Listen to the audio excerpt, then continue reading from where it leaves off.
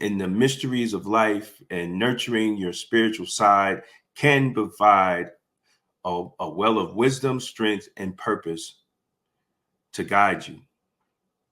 We'll also discuss some powerful physical practices like fasting and embracing a plant-based diet to support your spiritual evolution. So, what is the importance of a spiritual connection? At the core, we are spiritual beings longing for a profound connection to something greater than ourselves. Across cultures and centuries, and human beings have engaged in spiritual practices to tap into life's sacred mysteries and experience a sense of the divine. The Bible reminds us in Psalms 46:10, "Be still and know that I am God." By quieting our minds and going inward, we can connect to the divine spark. So, how do we do that? Like, what are practices that we can engage in, brothers and sisters, to connect to the divine spark in us? So let's look at some of the practices. Meditation and prayer. I always, in every video, I talk about prayer, how prayer is an important way to connect to your spirituality, connect to God, and get discernment in your life. And when we cultivate a stillness within, we are opening a line of communication with the divine. What else can we do? We spend time in nature, immersing ourselves in the creation's sacred beauty, and just enjoy the greenery and the grass and the trees and just the smell. We are connecting to our spiritual self. Let me tell you, in the summertime, since I live in the Northeast in New York, so when we get to the summer, the first thing I do in the morning when I get up is I walk outside with no shoes on, barefoot, and I just walk in the grass. And one morning I took the grandbaby and I just said, walk and feel nature, feel God in the grass. Because you're connecting, you're connecting to the soil, you're connecting to God's creation. Some people may say that's crazy, but no, you feel it. You literally feel it. What's the next step? Studying teachings. Whatever your faith is, you have to delve into the sacred texts and philosophies and gain wisdom. Not just listening to what your preacher says on the pulpit. You know, one thing Minister Farrakhan said was that the ordinary person, and I heard my pastor, R.C. Blake, say it too, ordinary person can just read the Bible and pray and get more out of it than some preachers can teach from the pulpit. So we need to study teachings. We need to read books. That helps cultivate our spirituality and connect our divine, masculine and feminine.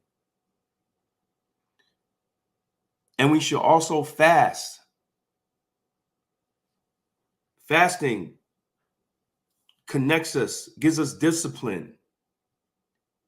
It's an ancient practice of abstaining from food and drink for a period of time. We all know what fasting is. We just finished Ramadan, right? We turn inwards and we quiet the body. We quiet the movement of the body with less food. We quiet the inner workings of the body when the body eats it. When you eat, the body works. And when you eat all the time, the body's constantly working. So we're giving the body a break. And it also heightens the sensitivity. It heightens our spiritual sensitivity and clarity. Having a good diet.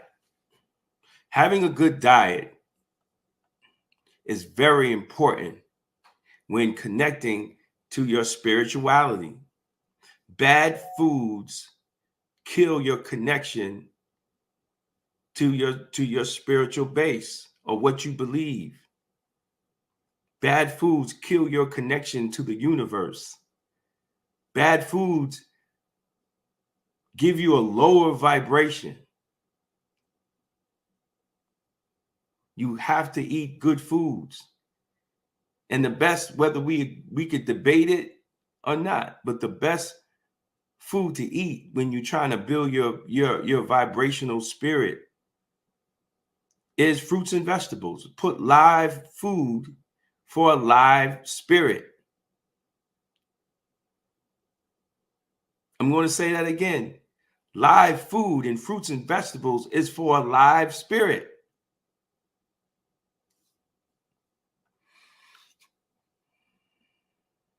What are the gifts of having a spiritual connection? What can we gain from having a spiritual connection, other than going to heaven, right? I'm talking about the here and now. I'm talking about the living. See, when we constantly nurture our spiritual selves through the practices I mentioned, we receive profound gifts. And what are the gifts? A deeper sense of purpose, transcending daily circumstances. We have purpose in our life. And we're able to rise above daily circumstances that tries to hinder our growth. And what another benefits? Reverence and compassion for all life. Realizing our interconnection. You have more respect for people and animals and nature, and you understand that we are all connected.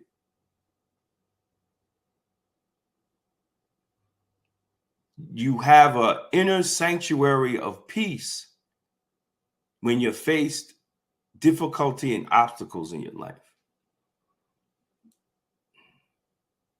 You understand that after every difficulty comes ease.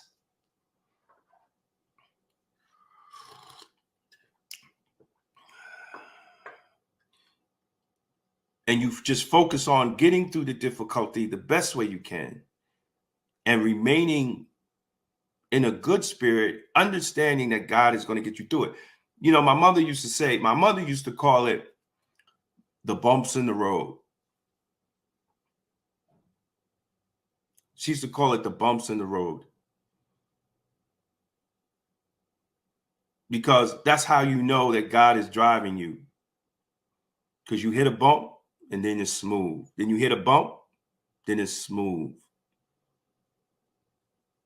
When I used to go through things and have issues, my mother used to say, "Oh, that's just another bump in the road, baby. You'll be all right. God's your driver. You'll be all right." See, when you have that type of spirituality and understanding, you'll look at things from perspective like that.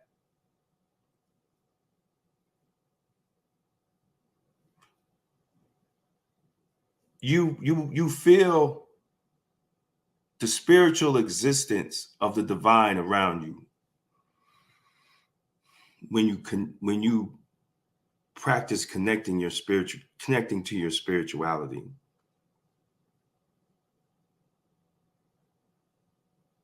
You see things more clearer. You have better insights. You have better healing. Your body heals better because you're doing these things. You're praying, you're fasting, you're eating good foods, you're keeping your spiritual energy high. And when you do that, even your body responds.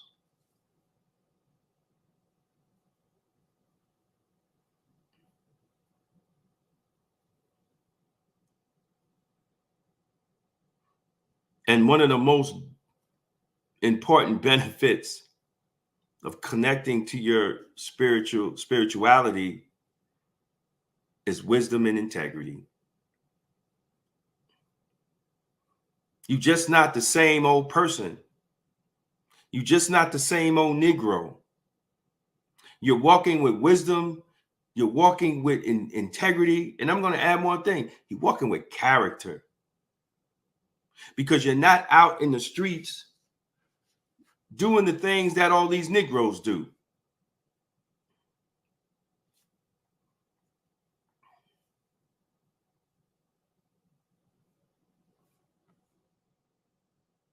So how do you nurture your path? Now, understand this. This is a life journey. This is a life journey. It's not overnight. It doesn't happen overnight. It's a daily practice and a daily discipline. It's not a final destination. There'll be times that you're going to struggle. And there's going to be times you're going to face hardship. And then there are going to be times that it's just be you and the divine. But we have to be able to nurture that path and prioritize daily meditation, pray, time in nature, studying, teaching, fasting, eating a clean diet that will nurture our body, not kill our body.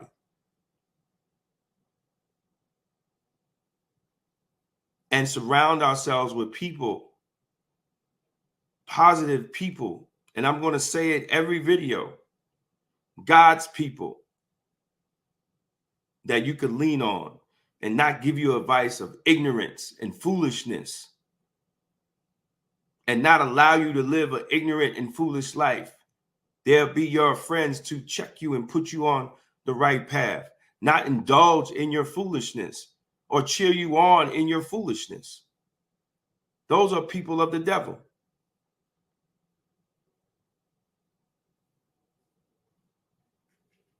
We have to stay open, grateful, and faithful and keep returning to this revealing path back to our own divine essence.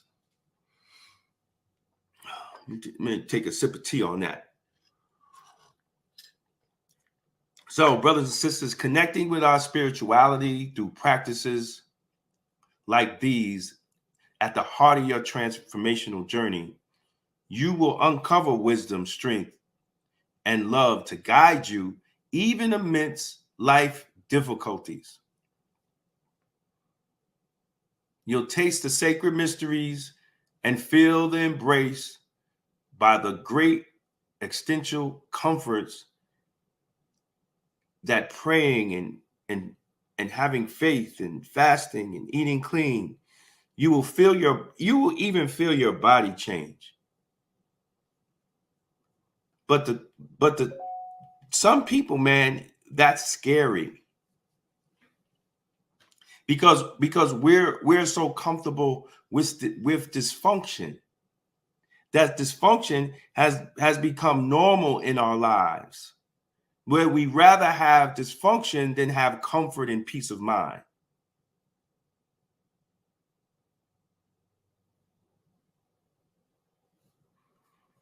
I don't think y'all hearing what I'm saying.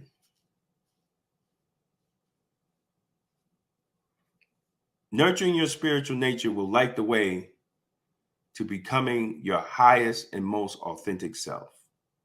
And that's the goal of the 25 steps of self-transformation, to be our highest self, not our lowest self. Right now, what we see out here is low vibrational foolishness.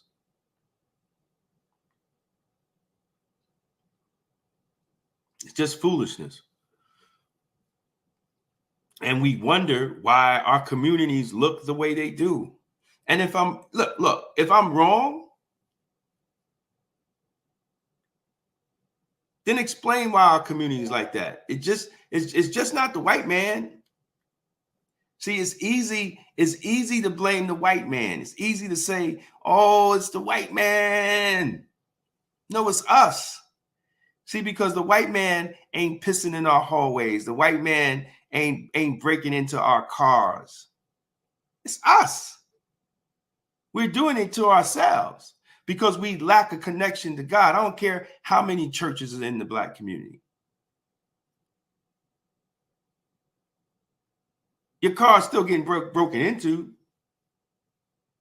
People are still getting shot, stabbed.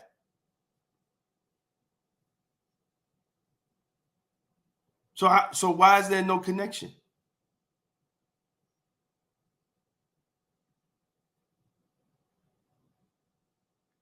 So I want to thank everybody again this morning for joining me. And tomorrow we're going to be talking about step number 6 after the spiritual connection is forgiving yourself and forgiving others, which is very, very important. And it's a skill that we have to learn, and we're going to discuss it through scriptures. And what does the scriptures say about forgiving yourself and forgiving others? So don't forget to go to DamonKJones.com. I'm going to have the link in the video, and it's on the front page. It's right on the front of the page. Click on. You can pre-order Jesus and the Divine Black Masculinity, spiritual awakening and cultural transformation, and Jesus' role in Black masculinity. We need to see our Black men. We have to see ourselves as Jesus. So what you talking about, brother? The characteristics, the wisdom of Jesus, the dominion of Jesus. Come on now, the strength of Jesus. We're turning into weak men. And that's why women don't respect us, because we're turning into weak men.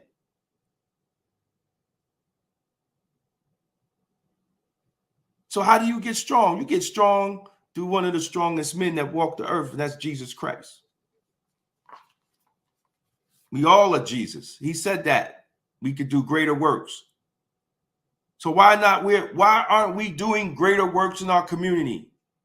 Why is our community looking the way it is? Why are we treating each other the way we treat each other? Horrible.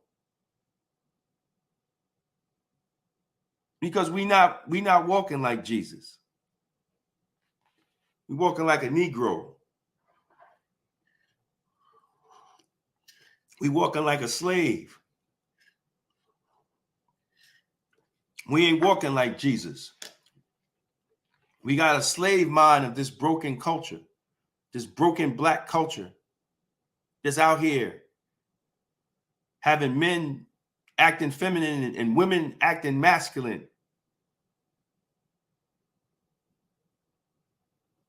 Well, I thank you again, man. Go to Damon K. Jones. Go to DamonKJones.com. Right on the front page, you scroll down. It's right there. It's right at the top, and you get 10%. You get 10% off other books when you buy pre-order. I'm sorry. You get 10% off other books that's related to Black men, educating Black men, building the divine Black masculinity in Black men. You get 10% off other books, and it's right on the website. And I thank you for your support. It helps me. It helps support what I do. Please go to YouTube, please, and like my page, and follow me, because we need Black excellence right now in 2024. We need Black excellence in how we treat ourselves. We need Black excellence how we treat other people. We need Black excellence in our relationships with one another. We need Black excellence in our marriages because they're failing. So that's enough of my rant. Thank you, brothers and sisters. May you have a black-tastic day, and may you understand that God is in your vegetables. And thank you for tuning in this morning, where we talk about the truth before the world tell you lies. Peace and blessings.